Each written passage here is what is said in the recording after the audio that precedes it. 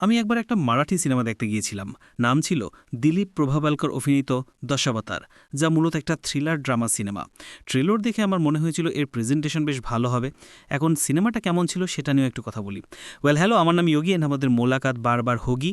ভাই, প্রথমেই বলি, গল্পের কথা একটু পাশে রেখো, কিন্তু তুমি ওই মানুষটাকে উপেক্ষা করতে পারবে না যিনি ৮১ বছর বয়সী এবং অভিনয়ের মাস্টার। ভাই, এই বয়সে যেভাবে তিনি সেই চরিত্রটি ফুটিয়ে তুলেছেন, সত্যিই দারুণ। তার ডেডিকেশন আর পারফরমেন্সের সামনে মাথা নত করা উচিত। আমি তাকে প্রথমবারই জাপাট লীলা সিনেমায় তাত্য়া উইনচুকে দেখেছিলাম, যদি মনে থাকে। তারপর আরও অনেক মারাঠি সিনেমায় ওদের দেখেছি। হিন্দিতে হয়তো লাগে রহ মুন্না ভাই সিনেমায় গান্ধীজির ভূমিকায় দেখেছেন। ওদের অভিনয় সম্পর্কে কথা বললে ভাষা কম পড়ে ওদের প্রশংসা করতে গেলে। কিন্তু এখন চলুন গল্পটা দেখি। একজনে বৃদ্ধ মানুষ আছেন, ভালোবেসে গ্রামের সবাই ওকে বাবুলি বলে ডাকে, যিনি গ্রামে হওয়া এক নাটক দশাবতার এতে সবসময় কোনো না কোনো চরিত্রে অভিনয় করতে খুব পছন্দ করেন। কিন্তু এখন ওরা বুড়ো হয়ে গেছেন, তাই তার ছেলে তার কাছে প্রতিশ্রুতি নেয় যে যেদিন তার চাকরি লাগবে সেদিন থেকে সে দশাবতার করা বন্ধ করবে। কিন্তু মাঝপথে একটা টুইস্ট আসে, যার কারণে বাবুলির যে দুনিয়া সেটা পুরোপুরি কেঁপে ওঠে। সেই টুইস্টটা কি? বাবুলি কেন একটানা জঙ্গলে ঘুরে ঘুরে আলাদা আলাদা অবতার নিচ্ছে?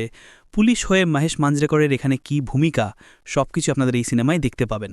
এখন ট্রেলরে যেমন আমি হাইপ হয়ে গিয়েছিলাম যে হয়তো এটা কান্তারা স্টাইলে কিছু উপস্থাপন করবে, তাই কিছুটা চেষ্টা করেছে তারা, কিন্তু কোথাও না কোথাও ওই বন্ধু ওটা দেখে মনে হচ্ছিল বাজেট আর অভিনেতাদের বয়সের কারণে ওরা অনেক সীমাবদ্ধ ছিল। বাজেট তো বাদই দিলাম, কিন্তু দিলীপ স্যারের বয়স এখন এমন একটা স্তরে পৌঁছেছে যে একদম ম্যাক্সিমাম লেভেলের অ্যাকশন আশা করা যায় না। কিন্তু ওরা চেষ্টা করেছে যথাসাধ্য ভালো করতে।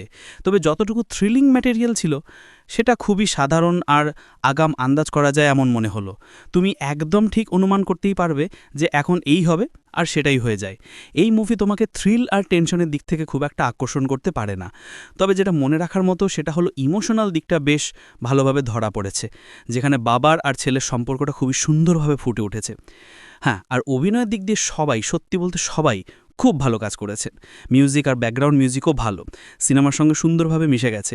শুধু একটা জিনিসের কমতি থেকে গেছে, সেটা হলো সিনেমার যে মূল কাহিনী রিভেঞ্জ, তার উপস্থাপনাটা ঠিকমতো হয়নি।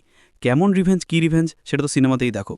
তবে ভাই, আমার হয়তো প্রত্যাশা একটু বেশি ছিল, যেটা ব্যক্তিগতভাবে সিনেমার মাধ্যমে পূরণ হলো না। কিন্তু যেহেতু এটা একটা ফ্যামিলি এন্টারটেনমেন্ট ড্রামা, তাই একবার দেখতে পারো। সিনেমা মোটেও খারাপ নয়, একদম না। এক্সট্রাঅর্ডিনারি একটা সিনেমা, বেশ ভালো লেগেছে। একটা দারুণ ক্রাইম থ্রিলার ড্রামা, যা তুমি পরিবারের সঙ্গেও দেখতে পারো। মোটামুটিভাবে আমার দিক থেকে এই সিনেমাকে দিচ্ছি 5-এর মধ্যে 3টে স্টার। যদি তুমি সিনেমাটা দেখে থাকো তাহলে কমেন্ট করে আমাকে জানিও।